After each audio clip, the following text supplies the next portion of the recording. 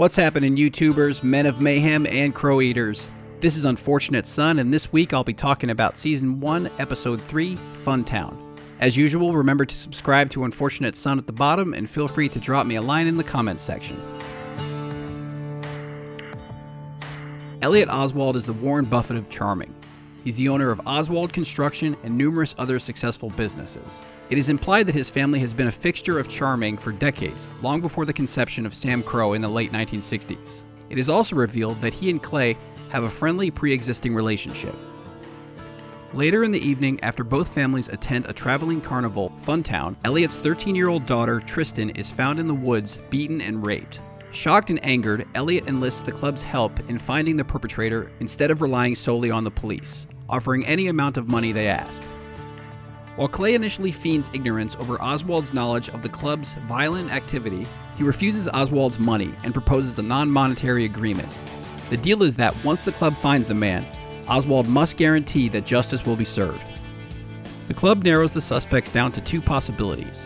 The visiting carnival workers are the first stop, on the basis that their outsider status suggests that any wrongful doing in charming doesn't occur without Sam Crow's knowledge. The club strikes out, however, but soon discover that numerous members of Darby's crew, the Nordics, have a history of sexual assault charges. When Darby's alibi points the club to a former member, they seize on a local dog kennel where the potential assaulter resides. Unfortunately, this turns out to be a dead end when it turns out to be a born-again men's prayer group. Meanwhile, Hale is unsuccessful in his attempts to question Tristan about the assault. Her mother refuses to allow anyone near her, as it could result in unfavorable publicity and subsequent rape trial where the legal system tends to be relatively unsympathetic to victims of rape. Without Tristan to provide any information, both the club and the authorities are faced with the possibility of the case remaining cold. With options running razor thin, Jax convinces Gemma to talk with Tristan to reveal the truth. After successfully getting into her hospital room, Gemma's maternal warmth and promise that everything will be okay gives Tristan relief and the courage to reveal the details of her attacker. Gemma reveals to Jax that the rapist was the carnival worker seen earlier in the episode dressed as a clown. The club apprehends the man and drags him out to a secluded wooded area, where they meet Elliot armed with a sharp farming knife. Still enraged, he nearly castrates his daughter's attacker, but decides that unlike Clay, his human nature does not allow him to carry out such a gruesome act, thus reneging on their deal. Elliot drops the knife and walks away. Nevertheless, Clay instructs the other members to restrain the man while he proceeds with the initial plan.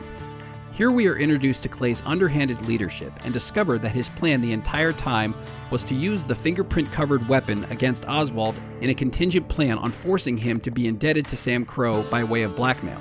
Being all too familiar with the legal process, Clay keeps the knife as the murder weapon, has the attacker's genitals mailed to Elliot to ensure DNA, using Tristan's rape to establish motive. Jax reminds Clay that he cannot be an effective VP if Clay doesn't keep him informed on the direction he plans on taking the club.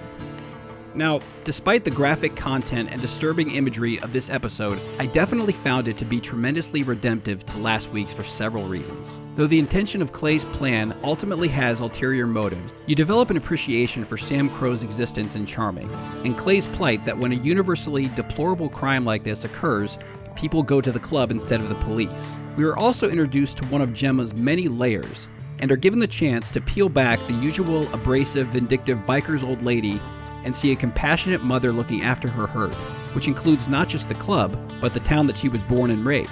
And while Jax is definitely not a saint, as you'll come to learn throughout the series, it's really cool to see this sweet side of him, which unlike a lot of our favorite anti-heroes, isn't an act at all. Here we see him comforting a guilt-ridden Wendy, assuring her that once she's able to get sober, she'll be able to be a mother to their child, in spite of endangering his life during her pregnancy. And to me, this is one of the first true pieces of affirmation that Charlie Hunnam was perfect to play this role. Alright guys, well that is Season 1, Episode 3, Funtown. And just to set us up for next week, I want to also tackle the suspicious FBI agent seen here talking to Tara on the phone and later arriving in Charming being greeted by Hale. Is Tara informing on Sam Crow? Tune in next week to find out. This is Unfortunate Son, thanking everyone as usual for watching.